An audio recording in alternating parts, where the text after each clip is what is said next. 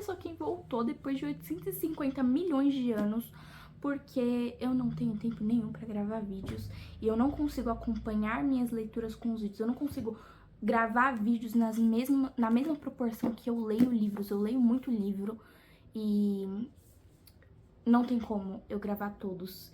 Então eu voltei aqui pra trazer 3 livros 5 estrelas. Eu pego sempre os melhores pra recomendar, porque existem muitos livros no mundo, é impossível você ler todos, você só tem que escolher quais ler. Esses livros aqui eu li eles um seguido do outro, foi muita sorte, eu li no mês passado, no mês de junho, e foram os 3 5 estrelas, então eu tô até com medo de pegar uma próxima leitura, porque seria muita sorte eu pegar um quarto livro e esse quarto livro ser 5 estrelas também, seria uma, assim, absolute literature, literalmente. Eu trouxe aqui 2 clássicos e um contemporâneo pra vocês. São livros que vão trazer repertório cultural, reflexão e pensamento crítico, principalmente. E talvez até um pouco de autoconhecimento. São livros que eles podem, sim, ser utilizados nessa área, talvez, da autoanálise. Enfim. E o primeiro livro, acho que vocês já viram, Crime e Castigo, li a da editora 34, a edição comemorativa de 150 anos da obra. Foi um livro longo, ó, fiz várias marcações. Ele tem, quantas páginas ele tem? 590 páginas. Já adianto que é uma escrita densa, é uma escrita muito profunda, que você vai precisar se entregar à leitura. Talvez precise de um dicionário ao seu lado, apesar que essa edição aqui que eu li tem muitas notas de rodapé que trazem explicações muito boas, traz contextualização, traz referência, uma edição espetacular. Se você tiver a oportunidade de ler nessa edição da editora 34, eu vou deixar o link aqui embaixo pra vocês, eu diria que seria a melhor forma de ler o livro. É um livro que traz questões morais, aquela história de que o pior inimigo do ser humano é a própria mente dele. Então, crime e castigo. Esse castigo não se refere à punição da lei propriamente dita, não é porque o cara tá condenado a trabalhar lá na Sibéria, não é porque ele foi exilado, é a punição da própria mente dele. Quando a gente faz alguma coisa, o nosso pior juiz somos nós mesmos, e isso é duro, né, de admitir, duro de se pensar. E esse é um livro que traz junto a isso o masoquismo humano. Quando você faz algo sabendo que você vai se sentir mal, e justamente porque você vai se sentir mal, você faz aquilo, porque você precisa da autopunição. O Dostoiévski, ele já disse em outros livros, eu não sei se foi em Memórias do Subsolo ou se foi em Gente Pobre. Não, Gente Pobre não. Não sei se foi em Memórias do Subsolo ou se foi em Noites Brancas. Um desses dois, ele traz essa ideia de que a pulsão de vida do ser humano é o sofrimento. Depois Freud vai trazer isso também. E é isso, galera. É um livro que talvez, se você se identificar aí, talvez seja muito...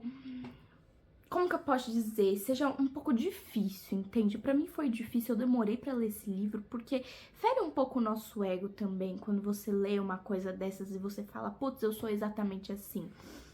Mas é muito bom pra autoconhecimento, repertório cultural. Não tenho certeza se dá pra usar isso muito em redação. Do Enem, acho muito difícil você encaixar em algum tema do Enem, mas... em vestibulares mais tradicionais, como a FUVEST e a Unesp, dependendo do tema, dá pra usar de repertório-chave sim, e você vai arrasar se você usar esse livro, porque os acadêmicos amam, né, esse livro, advogados adoram esse livro, enfim, é sobre isso. O próximo livro que eu vou trazer pra vocês, eu tô indo um livro atrás do outro, sem pausa mesmo, porque...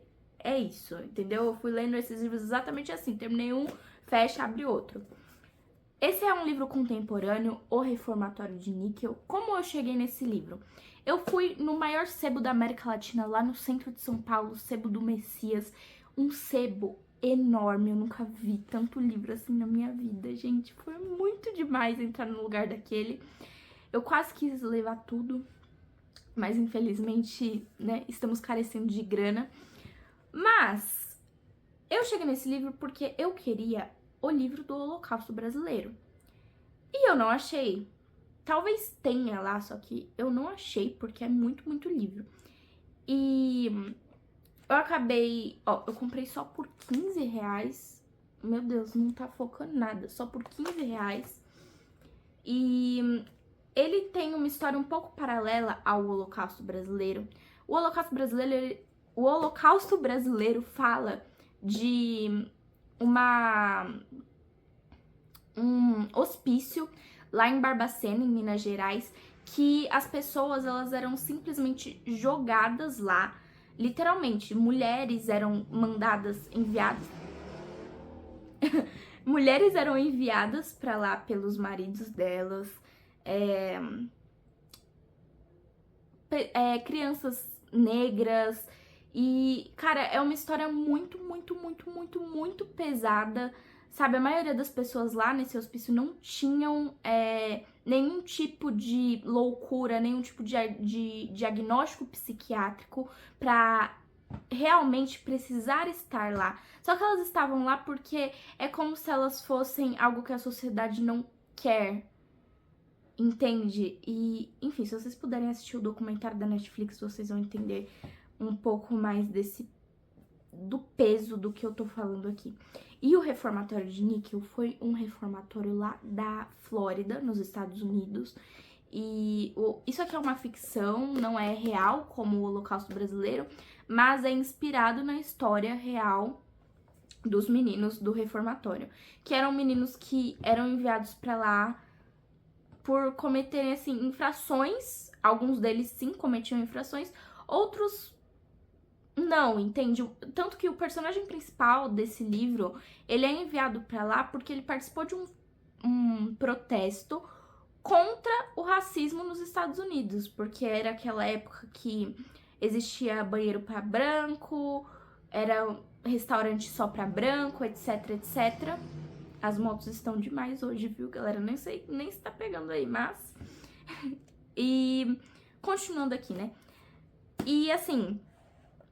Eles eram jogados lá, entende? E aí tinha toda aquela propaganda falando que o reformatório era um lugar onde eles iam se tornar homens melhores para a sociedade. Ele não era nem chamado de reformatório, o autor fala, era chamado de uma escola, não sei se era escola ou um internato, e conta a história de uma luta de um menino adolescente na luta dele contra o racismo, nessa construção de identidade, nesse ferimento de dignidade, porque quando você lê um livro desse, você sente a angústia do personagem.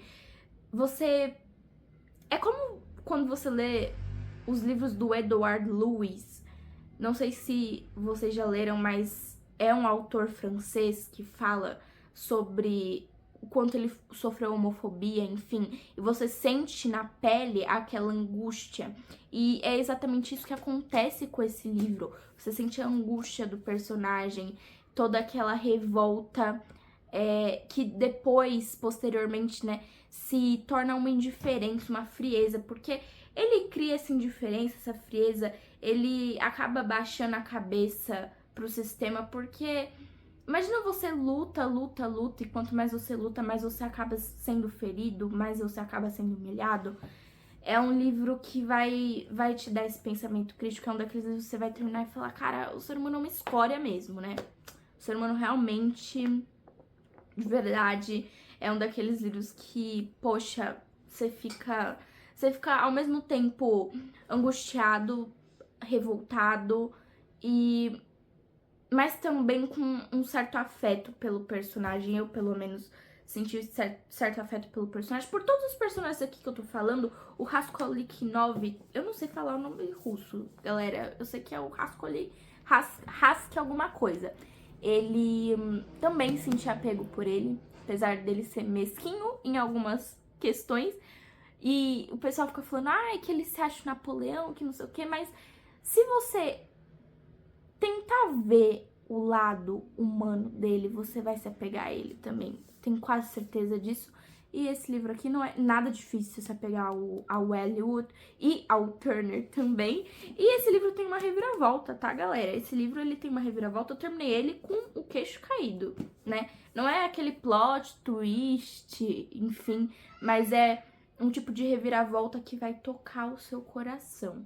Vai tocar o seu lado humano. O próximo livro, como eu cheguei ao próximo livro? Esse livro foi engraçado. Eu fui conversar com o ChatGPT e perguntei a seguinte coisa pra ele. Se eu fosse um livro, qual livro eu seria? Ele disse Apanhador no Campo de Centeio. Devo me preocupar, galera? Quem já leu esse livro, né? Tipo, enfim. Mas é um livro que eu acho que é muito mais pra adolescente do que pra adulto, tá? Se você for adulto, assim... lendo esse livro, apesar que eu ouvi, assim, alguém falando que muitas vezes quem lê adolescente odeia e depois relê quando adulto e ama. Mas, na minha opinião, é mais para adolescente, é um livro clássico, é de 1950. Ele tem uma linguagem muito diferente dos clássicos que a gente tá acostumado. É um narrador, o Holden Caulfield, que fala sobre alguns dias ali da vida dele, dias de muita angústia, dias que ele tá sempre andando à beira do abismo e ele vai fazer você quase surtar, porque você tá sentindo aquela angústia dele e você quer fazer alguma coisa por ele, só que ao mesmo tempo você não consegue fazer nada, porque ele não existe, ele tá dentro do livro, entende?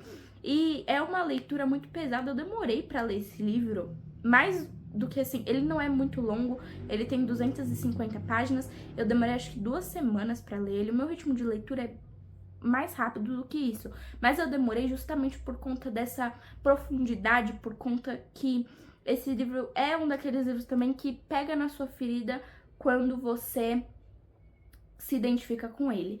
O Holden, ele traz muito aquela questão da pressão interna e externa dos adolescentes, principalmente de 17, 18 anos, que estão naquela transição para a idade adulta, e aí uma prova, no caso um vestibular, vai, né, definir sua vida.